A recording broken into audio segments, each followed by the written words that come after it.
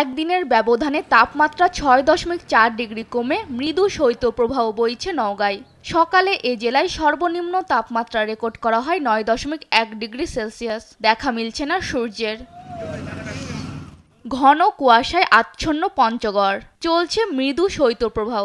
তেঁতুলিয়ায় সকাল ৯টায় সর্বনিম্ন তাপমাত্রা রেকর্ড করা হয় ৯.৫ ডিগ্রি সেলসিয়াস। বাতাসে আর্দ্রতা ৮৩%।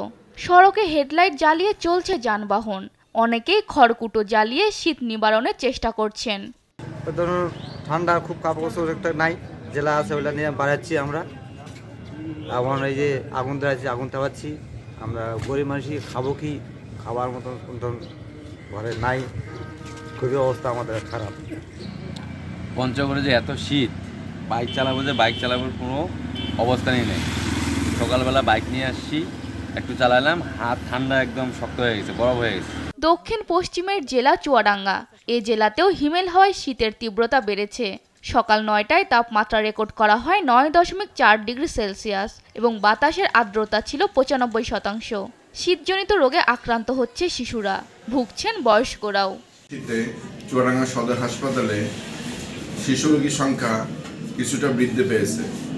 বিশেষ করে আমরা দুই শ্রেণীর রোগী পাচ্ছি। একটা হলো ঠান্ডাজনিত, যেগুলো আসছে ঠান্ডা, সর্দি, কাশি, অ্যাজমা, ব্রঙ্কিওলাইটিস, নিউমোনিয়া রোগীর সংখ্যা কম হলেও ঠান্ডা, সর্দি, কাশি রোগীগুলো বেশি পাচ্ছে। আরেকটা শ্রেণীর পাচ্ছি আমরা ডায়রিয়া পাচ্ছি, যেটা শীতের সময় অ্যাকুট ওয়াটারি ডায়রিয়া যেটা আমরা পাচ্ছি, সেটা হলো রোটাভাইরাস জনিত এই ডায়রিয়াটা পাচ্ছি।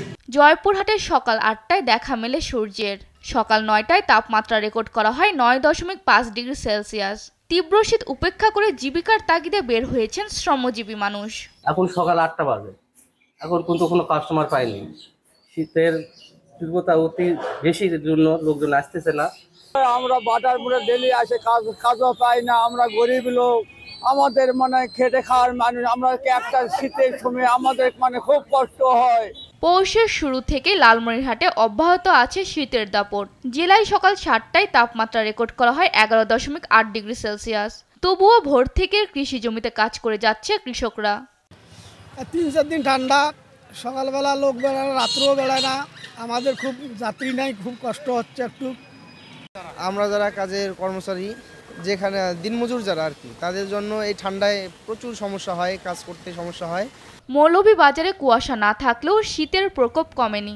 সকাল ৯টায় তাপমাত্রা রেকর্ড করা হয় ১৪.৩ ডিগ্রি সেলসিয়াস। বিপাকে এখানকার খেটে খাওয়া মানুষ। ঠান্ডা বেশি, আমরা এই কারণে প্যাসেঞ্জার নাই, রিক্সা চালাইতে পারি না। আমরা অভাব অনটনের মাঝে আছি। হাজিরি পয়সা পাইয়া আমরা কাপড় টাপড় কিনতে পারি না। আমরা যে দেখেন মোবাইলের মধ্যে সবকিছু হইতে আছে, আমরা আগুন তাপাইতে আছি। চলতি সপ্তাহে শৈত্যপ্রবাহের আশঙ্কা করছে আবহাওয়া অফিস।